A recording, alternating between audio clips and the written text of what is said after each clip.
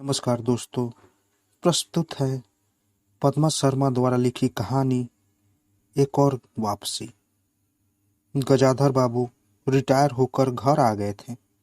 उनका सारा सामान गाड़ी से उतारा जा रहा था।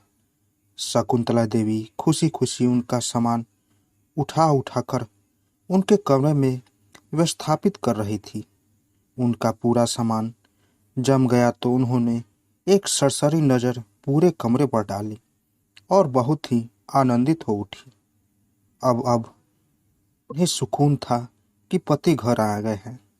अब वे उनके मनपसंद का खाना उन्हें बनाकर खिलाएंगी, उनकी सेवल टहल करेगी और उनके पास रहने का, उनके सानिध्य में समय बिताने का उन्हें मौका मिलेगा। 25 वर्षों से वे उनसे अलग थी। उनकी पोस्टिंग दूर दराज इलाके में थी और हर 3 साल में उनका ट्रांसफ़र भी हो जाता था। बच्चों की पढ़ाई में व्यवधान न हो, क्योंकि हर बार नया स्कूल, नया घर, नई परिस्थितियों से सामना करने में बहुत मुश्किल होती थी। इसलिए तय किया गया कि उनके मायके के शहर में ही उनको रखा जाए और वे बच्चों का पालन पोषण भली भांति करती रहे। घर में एक बहू भी आ गई थी। छोटा बेटा भी ब्याह के लायक हो चला था और बिटिया की भी शादी बड़ी धूमधाम से कर दी थी। इन सब जिम्मेदारियों को निभाने में शकुंतला को अकेले ही बहुत सारी कठिनाइयों का भी सामना करना पड़ा। वे कम पैसे में ही पूरी गृहस्थी को संभाले रही। पति से उनकी पूरी दूरी बनी रही। उनके मन में बस यही एक आशा थी कि रिटायरमेंट के बाद गजाधर बाबू घर आएंगे और वे उनके साथ अपने सुरमई जीवन के शेष दिन अच्छे से गुजार लेगी। गजाधर बाबू के साथ अधिक से अधिक समय शकुंतला देवी बिताना चाह रही थी। वे उनके पास बैठी रहती। घर गृहस्थी का काम भी उन्हें बहू के जिम्मे छोड़ रखा था और इस प्रैक्टिस भी उनको 5 महीने से लगातार करवा रही थी, ताकि एक पल को भी वे अपने पति से दूर ना रह सके। रिक्तता का तो समय भी अभी तक गुजरा है, उसकी पूर्ति करना चाहती थी। शकुंतला देवी ने देखा कि मैं जब भी गजाधर बाबू के पास जाती हूँ, वे अपने मोबाइल में ही डूबे रहते हैं और न जाने क्या खटर पटर करते रहते हैं। शकुंतला देवी को समझ में नहीं आता था कि इतने दिनों बाद भी वे अपने पत्नी से मिल रहे हैं, पर कोई उत्साह नहीं है। शकुंतला देवी ने उषा प्रियमवदना की कहानी वापसी पढ़ रखी थी और तब से ही उन्होंने यह प्रण कर रखा था कि जब भी उसके पति वापस आएंगे, वह कोई ऐसी स्थिति उत्पन्न नहीं होने देगी। उनका पूरा ध्यान रखेगी, उन्हें उपेक्षित नहीं करेगी। इसलिए वे हर पल गजाधर बाबू के पास बैठी रहती। लेकिन गजाधर बाबू थे कि उन पर बिल्कुल भी ध्यान नहीं दे रहे थे। वे उनके पास बैठती या उनसे बात करती तो वे असहज हो जाते। जब वो अकेले रहते तो फेसबुक, व्हाट्सएप ही उनके साथ बन चुके थे। ये इंस्टाग्राम से शब्दों ने दोस्ती कर ली थी और फिर विकिपीडिया से उन्होंने दोस्ती कर रखी थी। फेसबुक तो जैसे उनकी पहचान ही बन गई थी। उसी पर अपनी कुछ पोस्ट डालते रहते और लोगों से बतियाते रहते। शकुंतला देवी चौंकती कि हम पास बैठे हैं, हमसे बात तो करो। वे अपने जीवन भर के संचित दुख को उसमें बांटना चाहती थी, बताना चाहती थी किस तरह उन्होंने किन कठिनाइयों का सामना इन 25 सालों में किया है।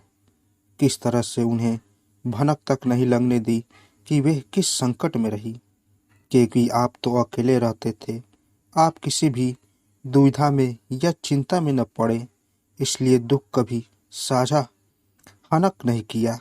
यही सोचा कि यहाँ मेरे पास मायके वाले थे, मैं अपना मन और दुख बांट सकती थी। लेकिन पति तो पति होता है ना, वह जीवन का आधा भाग होता है।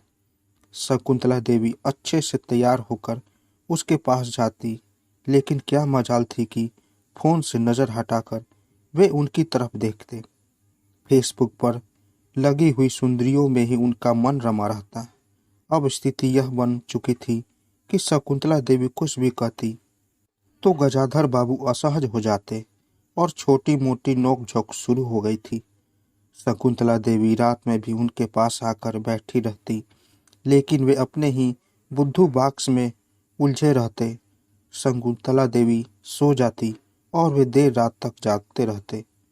शकुंतला देवी सुबह जल्दी उठती और वे सुबह देर तक सोते रहते। अचानक शकुंतला देवी को मालूम पड़ा कि गजाधर बाबू फिर से जा रहे हैं। गजाधर बाबू ने बताया कि मैंने एक जगह नौकरी कर ली है। वे घर में ऐसे कपड़ों में घूमते जैसे अकेले ही हो। बेटा शकुंतला देवी से कहता, मम्मी पापा को समझाओ, घर में बहू है, वे ढंग से रहे। शकुंतला देवी गजाधर बाबू को समझाती तो वो बुरा मान जाते। वे कमरे का दरवाज़ा उकरा कर सकते थे। कई बार शकुंतला देवी ने महसूस किया कि वे किसी बात से बात कर रहे हैं। उनके आते ही वे शांत हो जाते। उन्हें महसूस होता कि वे अब 21वीं सदी के गजाधर बाबू बन गए हैं। वे उनके पुराने गजाधर बाबू नहीं हैं जो 25 साल पहले कहते थे कि सकू, तुम्हारे बिना रहना मेरे लिए मौत से भी बदतर है। गजाधर बाबू ने बेटे रमेश को बैठक में बुलाया और कहा कि मेरी नौकरी लग गई है और मैं फिर से जा रहा हूँ। शकुंतला देवी अचानक लिए उनके फैसले से हतप्रभ हो गई। कहाँ जा रहे हो? तब उन्होंने बताया कि सरकार ने रिटायर्ड लोगों को भी नौकरी पर रखने की बात कही थी और मैंने उनके लिए अपनी स्वीकृति दे दी है। वहाँ से बुलावा आया है, इसलिए मैं जा रहा हूँ।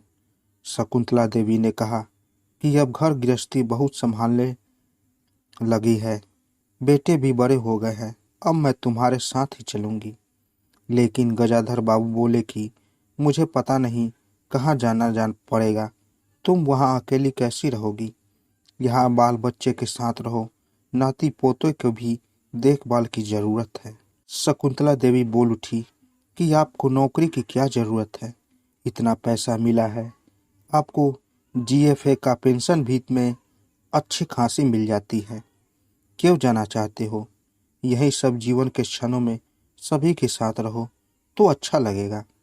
गजाधर बाबू मन में सोच रहे थे कि मैं ऐसे बताऊं, मुझे अकेले रहने की आदत पड़ गई है। इंस्टाग्राम, फेसबुक और यही मेरी दुनिया है और इसी में जीना अच्छा लगता है। इसलिए तुम्हारा साथ में रहना, तुम्हारा टोकना मुझे अच्छा नहीं लगता। इसलिए मैं अपने एकांकी जीवन में ही मस्त और व्यस्त होने जा रहा हूँ। गजाधर बाबू का सामना एक बार फिर से बंद। गजाधर बाबू का हुआ सामान जो आया था वो चढ़ने लगा। दरवाजे पर गाड़ी खड़ी थी और गजाधर बाबू एक बार फिर से वापस हो रहे थे अपने दूसरे गंतव्य के लिए। पर इसके पीछे शकुंतला देवी इस बार बहुत उदास थी और अंदर से टूट चुकी थी। सोच रही थी कि क्या मुझे अकेले ही रास्ते को फिर से संभालना होगा। शकुंतला देवी ने फिर से किचन संभाल ली। गजाधर बाबू की गाड़ी में सामान रखा जा रहा था। तो दोस्तों, कैसी लगी कहानी? अगर आप लोगों को कहानी अच्छी लगी हो तो मेरे चैनल को ज़रूर सब्सक्राइब करें और साथ साथ बेल आइकन को भी ज़रूर दबाएं ताकि मेरी कहानी सबसे पहले आप तक पहुंचे। तो दोस्तों, मिलते हैं एक नई कहानी के साथ एक नए वीडियो में। तब तक के लिए नमस्कार।